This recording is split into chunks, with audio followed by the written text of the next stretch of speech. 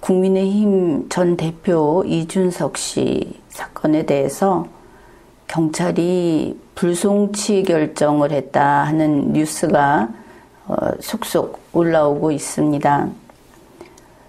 이러한 경찰 발표를 보았을 때 향후 어떤 일들이 뒤따를 것인가, 어떤 결과를 가져올 것인가 하는 이야기를 해보겠습니다. 먼저 이 불송치 결정을 했다 하는 것을 가지고 이 정치적인 성향에 따라서 윤석열 대 이준석의 구도로 이렇게 보면서 윤석열을 반대하는 측에서 그게 여야를 나눌 필요가 없고 또 정당을 구분할, 정당 색깔을 구분할 필요가 없이 이렇게 이준석 편을 들면서 윤석열을 반대하는 혹은 무조건 윤석열을 반대하는 이쪽에서는 불송치 결정이 났으니까 윤석열이 패배했다. 이준석은 무죄다. 이준석은 결백하다. 그러니 이제 국민의힘 비대위라든지 지금 여러 가지 그 구도가 바뀌어 있는 것은 다시 환원해야 한다. 이런 정도까지 좀 과도한 이야기가 나오고 있습니다. 먼저 이 불송치 결정이라고 하는 것이 왜 나왔는지 이것은 분명하죠. 공소시효 만료로 인한 불송치 결정이라고 밝혔습니다. 물론 다는 아닙니다. 이준석 전 대표의 혐의 가운데 대표적인 성상납 그 혐의에 대해서 공소시효 만료로 불송치 결정을 했다 이렇게 돼 있는데 여기에서 먼저 그 기본적인 것을 하나 보고 가기로 합시다. 공소시효라는 게 어떤 사람에게 적용이 되는가? 바로 그것입니다. 형사소송법 제249조 여기에서 공소시효 이거를 규정합니다. 자, 공소시효가 뭔가 따지지 않아도 좋습니다. 이렇게 돼 있습니다. 사형에 해당하는 범죄에는 25년, 사형에 해당하는 범죄를 저지른 그런 경우에 해당이 되겠죠. 무기징역, 무기금고에 해당하는 범죄에는 15년, 또 이렇게 어떤 데 해당하는 범죄를 저질렀으면 10년. 이번 이준석 전 대표 같은 경우는 장기 10년 미만의 징역 또는 금고에 해당하는 범죄에는 7년. 그리고 이번에 공소시효 7년 이렇게 보아서 7년이 경과했다 이렇게 되었습니다. 다시 말해서 어떠한 범죄를 저지른 자에게 공소시효를 적용합니다. 죄가 있어야 한다 하는 것이죠. 무혐의, 결백, 전혀 구성 요건에 해당하는 행위를 하지도 않았고 위법하지도 않고 책임도 없는 자에게는 공소시효가 적용되지 않습니다. 이 순서를 뒤집으면 안 되는 것이죠. 그래서 뭔가 일을 저질렀구나. 이렇게 이제 이거부터 보고 들어갑시다. 이번 사건은 이제 순서대로 간략하게 확인을 해보면 이렇게 됩니다. 먼저 고발 사건으로 시작이 됐다. 2021년 12월에 고발이 접수됐습니다. 이 고발 내용은 이준석이 2013년 8월 15일경 성접대를 받았다. 이 성접대를 받았다고 하는 것은 일반적인 성범죄도 되고 다른 쪽으로는 따지면은 뇌물죄도 성립이 됩니다. 그 지위에 따라서 이준석은 정치인이고 대단한 권력자입니다. 그동안에 쭉 있었던 것을 보면 그래서 이제 이런 것들을 고려해서 양쪽이 다 가능하다. 이 성접대를 했다고 한 사람이 김성진 대표라는 인물인데 참고인 진술에서 이렇게 밝힌 겁니다. 상납을 했고 금품도 줬고 향응도 베풀어 줬다. 제공했다. 그랬더니 그 대가도 받았다. 박근혜 당시 대통령과 만남을 주선했다. 어찌됐든 만났고 이거는 참 대단한 일이죠. 아무튼 이런 참고인 진술이 있었습니다. 고발했고 진술이 있었다. 그 사이에 조사가 진행이 됐습니다. 쭉 조사가 계속 됐는데 2022년 8월 29일경 김광호 서울경찰청장이 기자간담회에서 밝힌 내용을 우리가 좀 참고해야 할 것 같습니다. 핵심 참고인인 앞에 그 김성진이라는 사람이 아이카이스트 대표라고 하는데 이 핵심 참고인 조사가 이제 끝났다. 나중에 보니까 참 여러 번 했다고 하지 않습니까? 그래, 이제는 참고인 조사가 끝났고 사실은 뇌물을 준 쪽에서 이제 진술을 끝마쳤고 이제는 사실관계 확인과 법리를 검토하고 있다. 고발이 있었고 제공한 사람 조사를 마쳤고 그 다음에 사실인가 뭐 이게 인과관계가 상당 인과관계가 있는 것인가 뭐 이렇게 해서 하여튼 범죄가 구성이 됐고 또 이게 누군지 그게 이준석 본인인지 하는 이런 것들 그걸 검토 중이다. 이 내용을 토대로 해서 이준석 전 대표를 소환할지 말지 이거를 판단할 예정이다. 한 게 8월 29일입니다. 그러면 여기서 알 수 있는 것이 이게 검사가 됐든 경찰이 됐든 수사관은 혐의 있다. 이렇게 판단해야만 소환한다. 이거를 알 수 있습니다. 소환이 됐다면 혐의 있다고 봤구나. 이렇게 보는 것이죠. 그리고 2022년 9월 1일에 이제 수사기관인 서울경찰청 반부패 공공범죄 수사대 이게 공공범죄 그쪽에서 맡았구나 이렇게 보입니다. 거기에서 이준석 전 대표 측에게 우선 성접대 의혹 조사를 위해서 출석해달라 하고 출석 요구를 했습니다. 이걸 보면 수사관이 혐의 있다고 판단을 했구나 이렇게 알 수 있죠. 이게 그 수사의 과정에서 무조건 데려다가 한번 오라고 해놓고 보자. 그 다음에 어떻게 되든 이런 식으로 하지를 않습니다. 이 수사라고 하는 것은 법 집행이고 그 법 집행 과정이 상당히 그 치밀하게 되어 있습니다. 밖에서 불신하고 있기도 하지만 그러나 대부분은 그렇게 마구잡이로 하지 않는다. 이런 생각을 해야 하는 겁니다.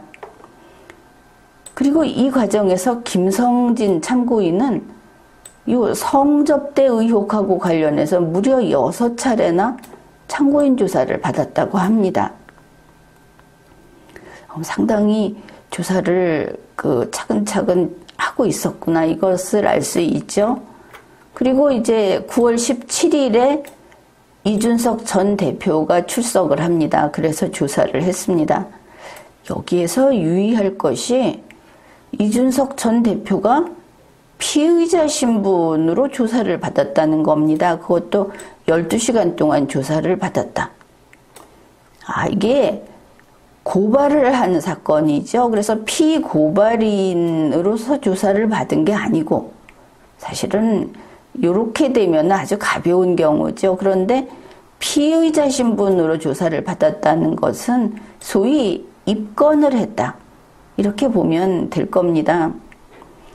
이제 피의자로 그 신분이 바뀌었다는 것은 수사관의 입장에서 유죄의 심증이 형성됐다. 이렇게 보면 됩니다. 이거는 그게 검사든 수사 경찰이든 또 법관이든 각 단계마다 자신의 리걸 마인드를 토대로 유죄의 심증이 형성돼야만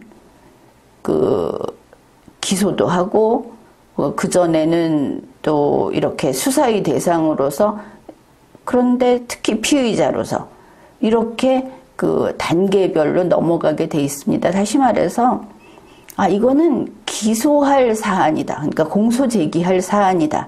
또 공소를 제기하면 유죄 판결을 받을 사안이다. 이런 심증이 형성됐다.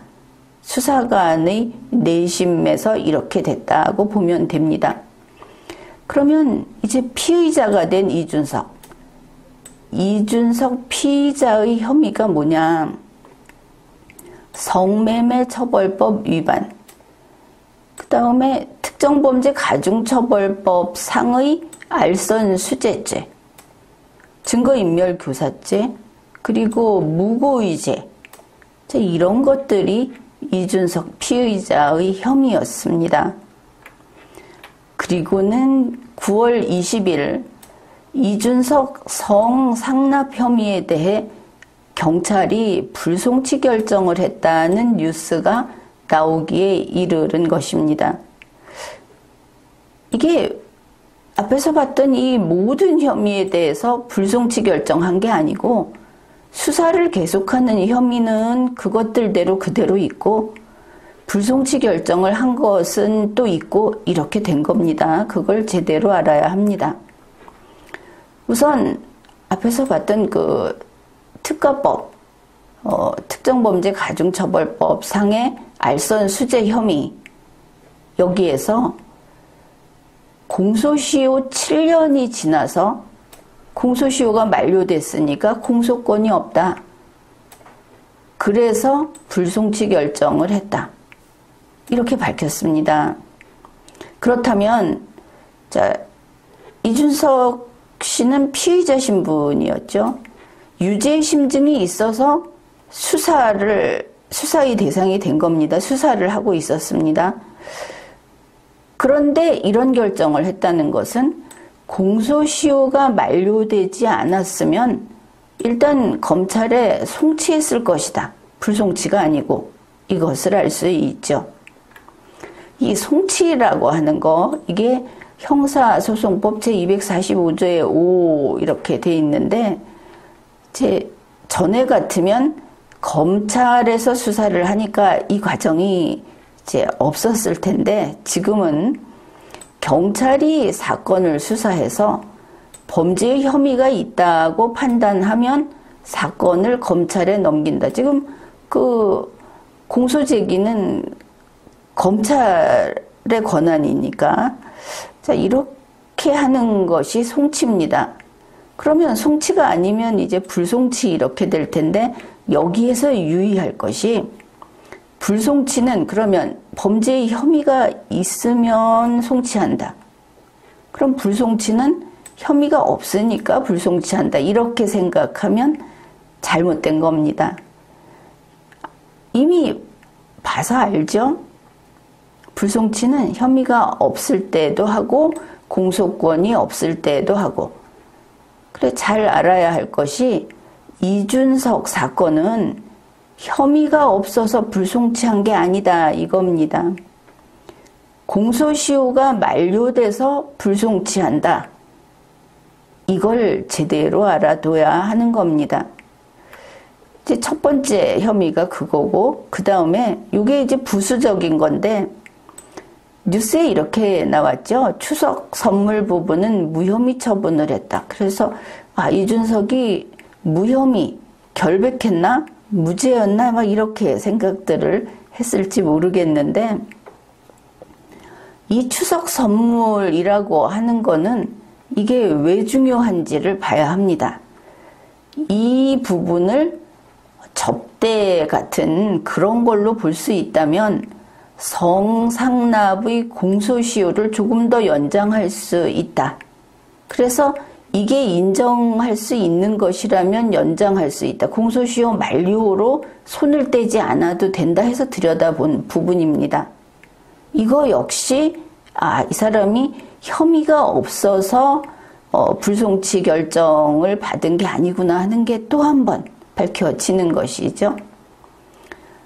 이 추석 선물이 성접대하고 연결된 범죄면 공소시효가 9월 말까지로 조금 연장이 됩니다. 그런데 이게 이제 연결이 안 된다는 판단을 한 것이죠. 경찰이 한 말이 이겁니다. 김성진 대표가 2015년 9월에 이준석 씨에게 20만 원대의 추석 선물을 줬다.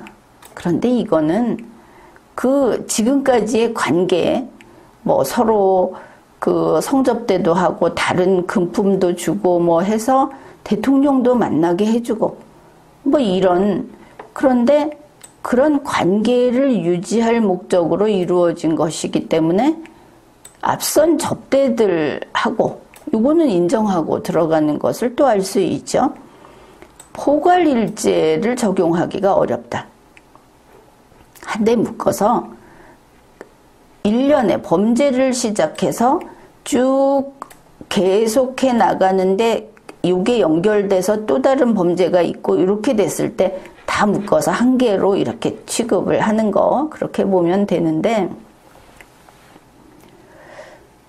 이것이 이제 앞선 접대들이라는 사실관계를 인정하고 있다는 걸 보여준다는 게 중요하고, 그리고 지금 이거를 추석 선물 제공을 단지 액수로 봐서 뺐는지, 그게 아니라고 한다면은 이거를 지금처럼 무슨 김영란법 이게 아니고 달리 볼 수도 있는 거기 때문에 이 부분은 검찰에서 다시 손을 댈 수도 있다 하는 느낌이 듭니다. 이게 그런 부분이고, 바로 그래서 이제 무혐의 처분을 했다는 것은 포괄일죄가 좀 어렵다.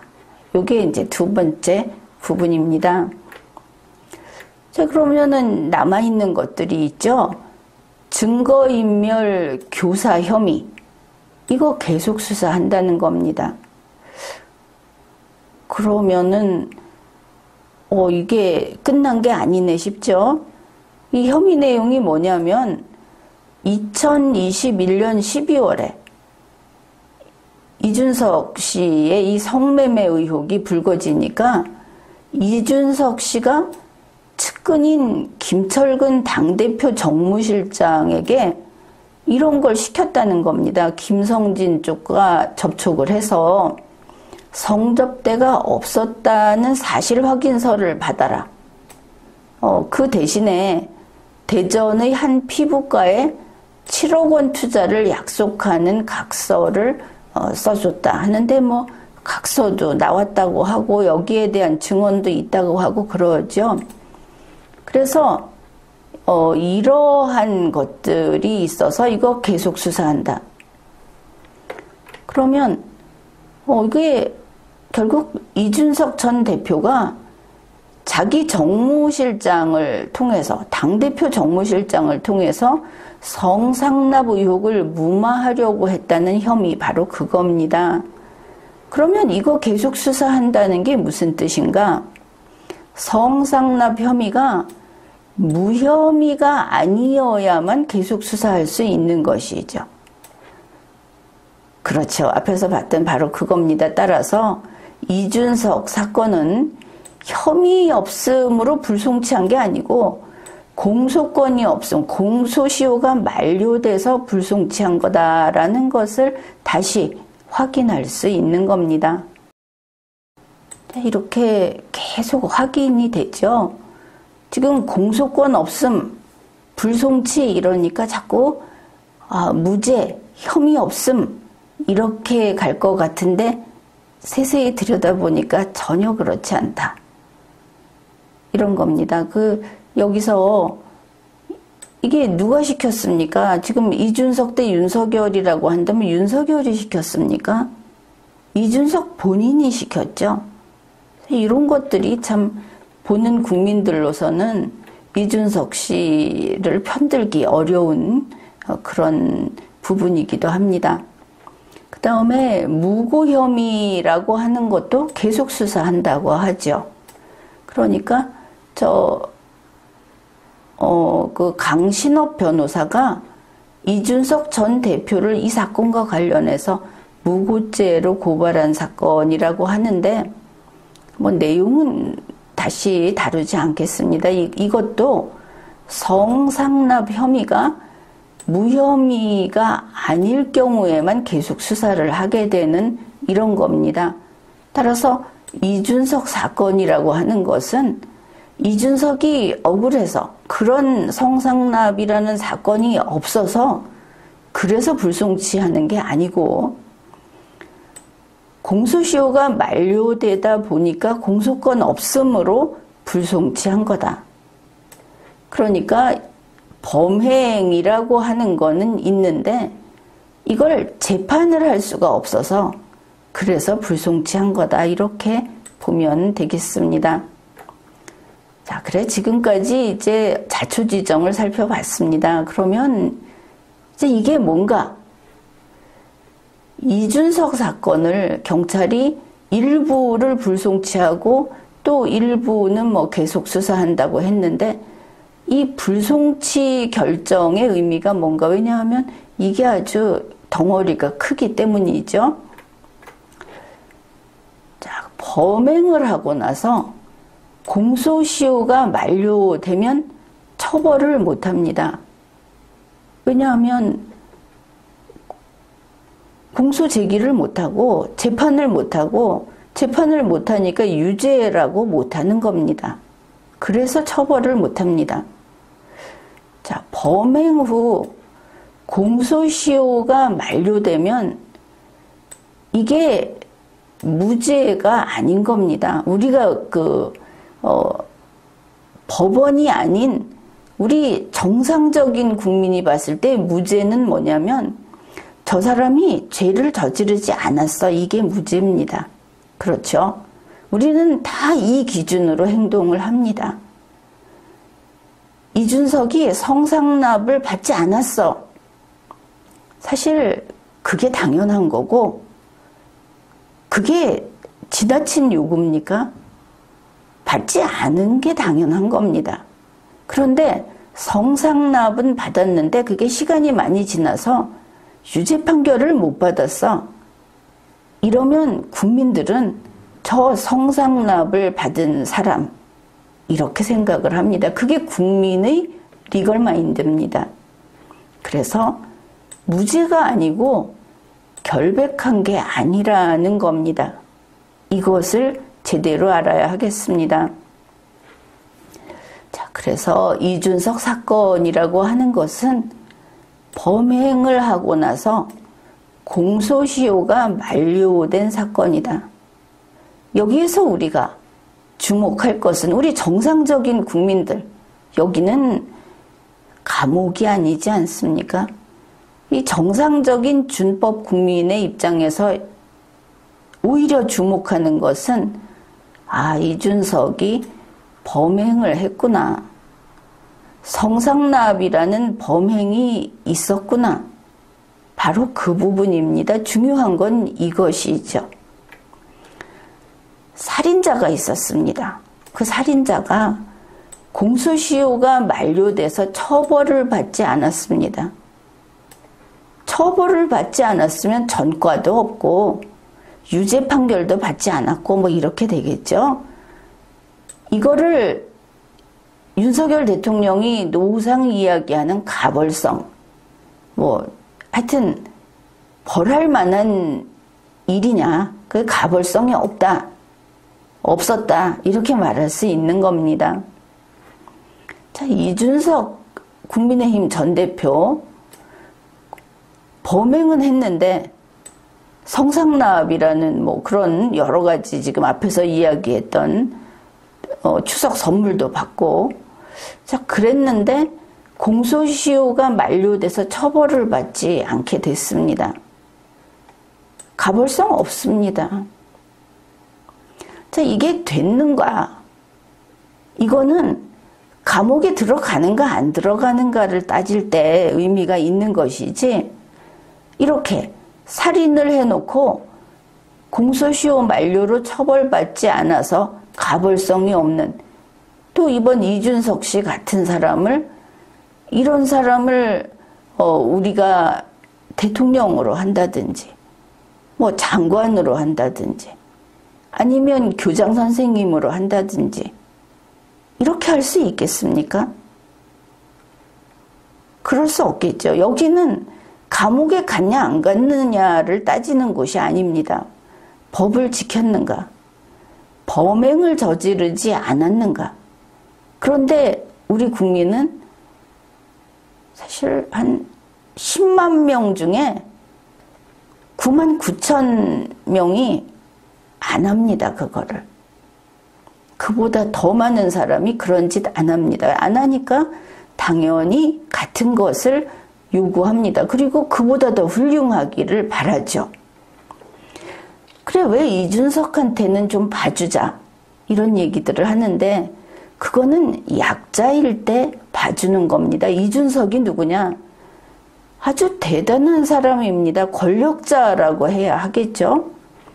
본인이 이야기를 했듯이 대한민국 의전서열 7위, 이게 뭐 7위인가 8위인가 본인이 딱하니 한 얘기입니다. 내가 의전서야. 대통령 빼고 앞에 5명밖에 없다 이겁니다. 대한민국 천지에서. 이런 사람이 불쌍합니까? 이런 사람이 처벌도 안 받아 범행을 하고 이러면 이거는 특권이죠. 아주 지저분한 겁니다. 이준석이 누구냐? 대한민국 국회의석 115명이나 있는 그 큰 정당의 당대표였던 사람입니다. 바로 이 사건 때문에 당대표 권한이 정지된, 그리고 그것 때문에 당이 들끓고 당대표 자리를 내놓게 된 그런 사람 아닙니까? 그래, 이런 자리가 얼마나 막강하냐. 대통령 후보 공천권을 행사했습니다. 뭐 국회의원 뭐 할 거 없이 공직선거 후보 공천권 행사를 하는 자리입니다. 또 국민의힘이라는, 지금 거기서 추천을 받은 후보가 대통령 됐죠. 여당의 인사권을 행사하는 자리입니다. 매달 막대한 법인카드 사용권도 누리는 자리입니다. 그러면 지난 세월 동안 어땠는가? 사실 이전에도 박근혜 대통령의 키드다, 아주 사랑을 담뿍 받은, 대통령의 사랑을 받는 자리는 정치적으로 거기는 특권자의 자리입니다. 그렇게 살아온 정치인인 것이죠. 엄청난 걸 누렸다. 같은 지역구에서 번번이 낙선을 했어도 공천을 3번이나 받은 남다른 그런 이준석 정치인입니다. 그러면서 또 다음 대선에서 대통령을 노리는 사람입니다. 자, 이런 막강한 권력자가 앞에서 이런저런 혐의, 성상납, 사실 이름도 참 험악한데 범행을 하고도 가벌성만 없으면 괜찮은 겁니까? 이제 이런 자리에 있는, 대한민국 의전서열 몇 위 막 이런 자리에 있는 사람들이 가벌성 이야기해서는 안 됩니다. 애초에 범행 자체를 하지 말아야 하는 겁니다. 지금 한겨레 신문, 프레시안, 민주당 쪽, 또 이준석 씨를 지지하고 있는 이런 세력들은 범행을 했어도 가벌성만 없으면 된다. 무혐의가 아니라 공소시효 만료로라도 불송치가 됐으면 그러면은 유죄 아니니까 도로 당대표 하는 것도 가능하다. 아주 그 하한선이 한없이 낮죠. 물론 이 민주당 측 이쪽은 뭐 하는 말이 겉다르고 속다른 거 맞습니다. 이건 단지 싸움의 논리다. 일종의 역선택 현상이다. 이렇게 알 수 있겠지만 지금 이준석 지지 세력이라고 하는 쪽은 정신을 차려야 하는 겁니다. 사람이 문제가 아닌 것이죠. 이준석의 팬으로서 그 마음을 버리고 국민을 바라보면서 이러고도 국민의힘이라는 정당이 떳떳할 수 있겠는가 그 생각을 해야 하는 겁니다. 이번에 이준석 피의자 사건 그거는 공소시효 7년짜리가 이야기가 됐죠. 다시 말해서 장기 10년 미만의 징역에 해당하는 죄 그걸 범한 사람이다. 그런 범행을 했다. 범행한 것은 지금 인정한 것으로 보이죠. 앞에서 수차 여러 과정을 통해서 이런 사람이 여당의 당대표였다니 말이 됩니까? 이런 사람이 국회의원 공천을 3번이나 받았다니. 그러니 당이 쪼개지고 무너지고 해도 그래도 싸지. 국민이 이런 말을 하는 겁니다. 그리고 그런 사람이 지금도 가벌성을 이야기하면서 대통령 선거의 후보가 되겠다. 새로 당대표가 되겠다. 이런 것을 꿈꾸는 것은 용납할 수 없는 일입니다. 자, 이번에 그 불송치 결정이라는 경찰의 발표. 물론 그 계속 수사를 한다 하는데 그 밑받침이 되는 사항들에 대해서는 이의 신청도 가능할 겁니다. 그리고 또 다른 이유로 다시 조사를 할 수도 있을 겁니다. 뭐 전에 그런 이야기가 분명히 있었죠. 지금같이 필요할 때는 공소시효 만료라는 것과 원 사건에 대한 그 수사는 별개로 가능하니까 자, 그런 문제도 있기는 있지만 지금 시점에 불송치, 성상납 혐의에 대해서는 무혐의는 아니고 공소시효가 만료됐기 때문에 불송치하겠다 라고 한 이 발표에서 우리가 알 수 있는 게 무엇입니까? 이준석의 범행이 확인됐다. 그것은 바로 이 뜻이 됩니다. 자, 앞에서 말했듯이 이러한 범행을 한 사람이 설령 유죄 판결을 받지 않는다고 하더라도 앞에서 말한 그런 대한민국 의전서열 몇 위 뭐 이런 그 많은 영예를 크게 누려도 되겠습니까? 그러면 대한민국은 아주 불공정한 그런 세상이 되겠죠. 물론 그런 국민의힘은 국민이 용서하지 않습니다. 그래서 기소하면 국민의힘에서 제명해야 한다가 아니고 범행이 확인됐기 때문에 국민의힘에서 제명해야 한다. 이 점을 분명히 알아야 하겠습니다. 국민의힘 당원 당규를 들여다보면 꼭 이준석이 아니라 바로 이와 같은 자들은 제명하게 되어 있습니다. 지금까지 리걸마인드 연구소였습니다.